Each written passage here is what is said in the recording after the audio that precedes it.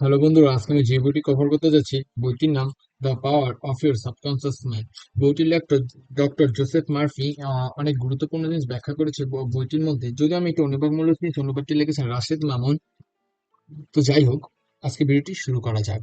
তো এই বইতে এখানে আপনারা হয়তো পড়েই বুঝতে পারছেন the power of your subconscious mind. এখানে নিশ্চয়ই সাবকনসিয়াস মাইন্ড নিয়ে কিছু বোঝানো হয়েছে।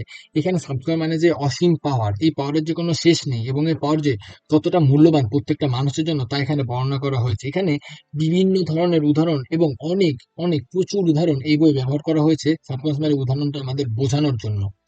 এইখানে অনেক সহজেই বর্ণনা করা হয়েছে যে ধনী হওয়া আমাদের মৌলিক অধিকার। তো আমরা কিভাবে ধনী হতে পারি এবং এই ধনী আমাদের সাবকনসিয়াস মাইন্ডের এই গুরুত্বপূর্ণটা কত বা এর গুরুত্বটা কত। যেমন কেউ যদি ধনী হতে চায় বা তার চাইতে বা সেইটি তার মনে নিজে বিশ্বাস করে না, বা সেইটি ভাবতে পারে না যে সে ধনী হবে, তাহলে সে জীবনে ধনী হতে পারবে না, সে যতই চাক। বা এমন যদি কেউ হয় যে চায় এবং তার মনে প্রাণে বিশ্বাস করে, তাহলে সে অবশ্যই ধনী হতে পারবে। কারণ তা তখন কাজে এবং মনে দুটোর মধ্যে একটি সম্পর্ক তৈরি হবে, যার ফলে সে সারাদিন এবং প্রতিনিয়ত সে তার লক্ষ্যের প্রতি এবং এবং তার গোলের প্রতি সর্বদা ফোকাস থাকতে পারবে এবং সে কাজটি করতে পারবে।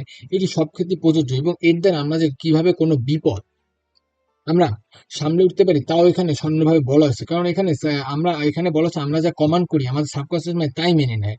তো আমাদের এমন কিছু কমান্ড করতে হবে যেগুলো অনলি পজিটিভ থাকবে এবং আমাদের যা ভবিষ্যতে লক্ষ্য অর্জনে সহায়তা করবে। আমাদের এমন কিছু বলতে হবে যেগুলো শুধু পজিটিভ বিষয়টা আমাদের জন্য ভালো, সেহেতু আমাদের শুধু পজিটিভ পজিটিভ নির্দেশনায় আমাদের সাবকনসিয়াস মাইন্ডে প্রদান করতে হবে। তাহলে আমাদের সাবকনসিয়াস মাইন্ড সবসময় পজিটিভ নির্দেশনায় পূরণ হয়ে থাকবে এবং এর ফলে আমরা সহজে আমাদের নির্দিষ্ট লক্ষ্যগুলো পূরণ করতে পারবো।